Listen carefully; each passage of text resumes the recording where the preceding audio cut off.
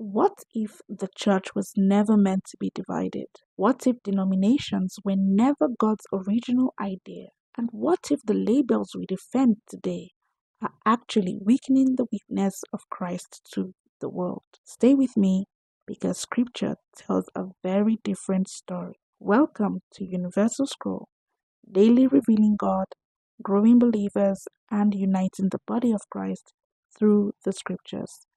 Let's begin where all truths begin. Scripture.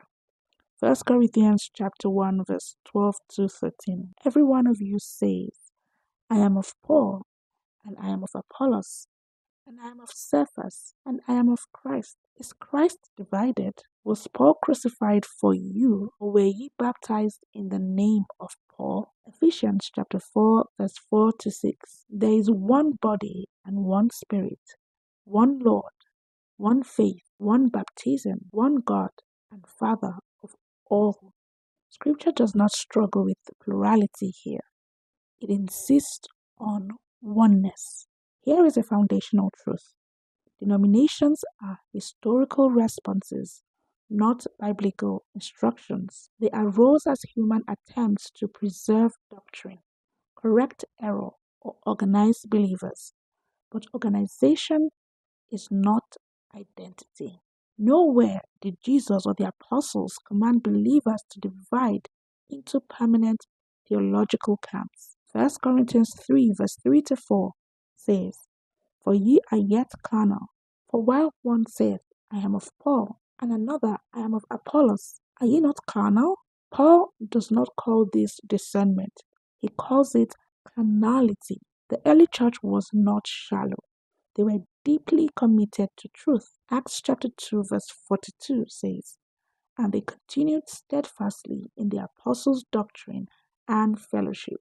They studied doctrine, defended doctrine, and corrected error, but they did not fracture over preferences. They did not build identity around teachers, styles, or emphasis. They built identity around Christ. Paul didn't applaud division. He confronted it. He said, Is Christ divided? Truth unified them. Preferences did not lead them. To understand the divide, we must go back further to Jesus himself. Jesus did not come to start a new religion alongside Judaism. He came to restore God's rule, the kingdom of God. Matthew chapter 4 verse 17. He says, Repent, for the kingdom of heaven is at hand. Matthew chapter 6 verse 10.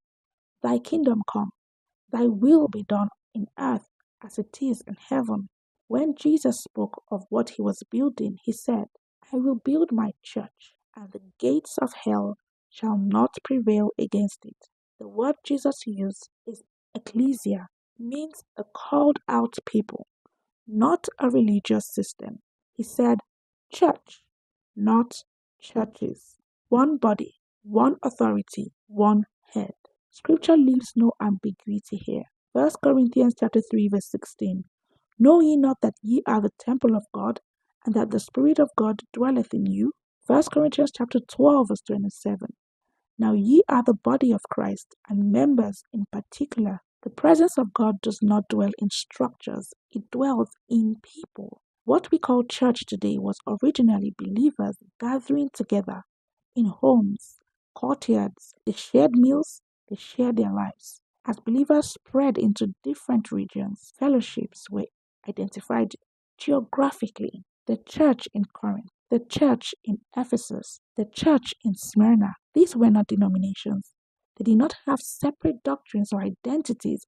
They were one body in different locations, just like one family living in different houses.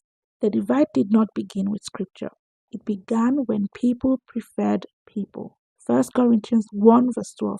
Paul rebuked everyone involved, including those who claimed loyalty to him. 1 Corinthians chapter 3 verse 21 to 23. Therefore, let no man glory in men, and ye are Christ. No apostle accepted spiritual ownership over believers. No leader replaced Christ. Yes, the early church appointed overseers, but overseers were not rulers. They were guardians. 1 Corinthians chapter 3 verse 1 to 7 gives us the criteria.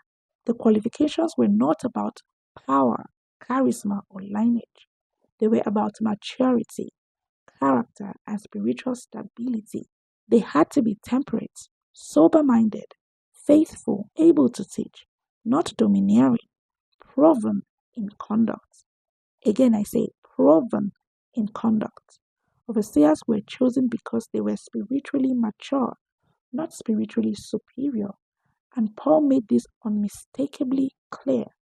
No hierarchy of worth exists in the body. First Corinthians 12, chapter 25 to 26 says that there should be no schism in the body. No part of the body is greater than another.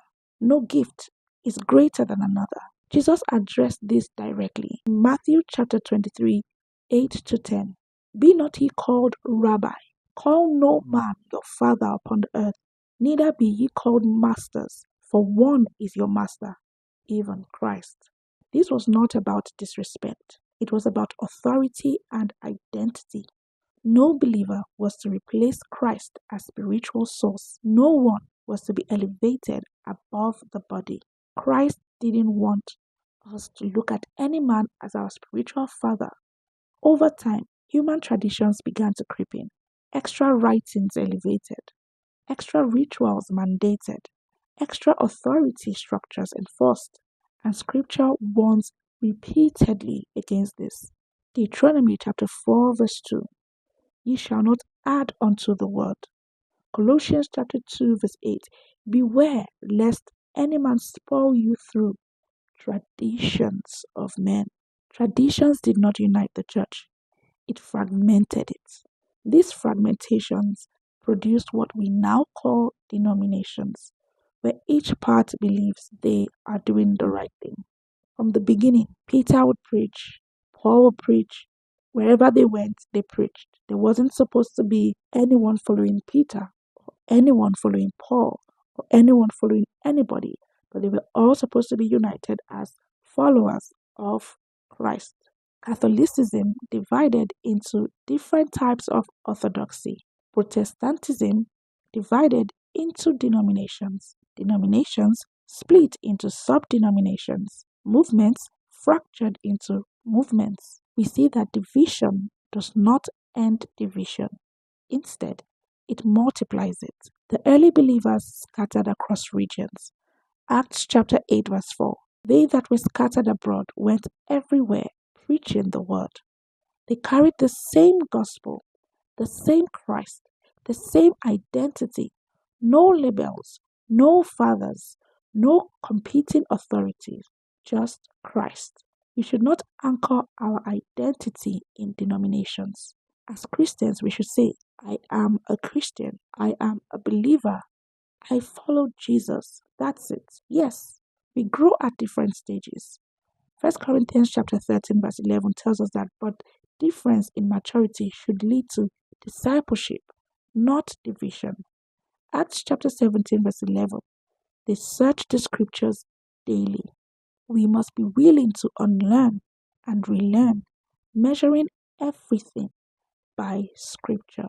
Like the Berean Christians, we should check whatever we hear with the scriptures to ensure that we are learning the truth. And when we find any teaching to be against the scripture, we should be ready to drop it and learn the truth. Truth trumps feelings. Again, we must be willing to unlearn and relearn, measuring everything by scripture. We should be able to say, if it is in the scriptures, we want it. If it is not in the scriptures, we don't want it. Let's pray. Father, remove every label that divides us. Strip away tradition that contradicts truth. Unite us as one body under Christ. In Jesus' name, amen. Let this be our standard, now and always. This is Universal Scroll, and I am your host, Yossi. See you in the next video.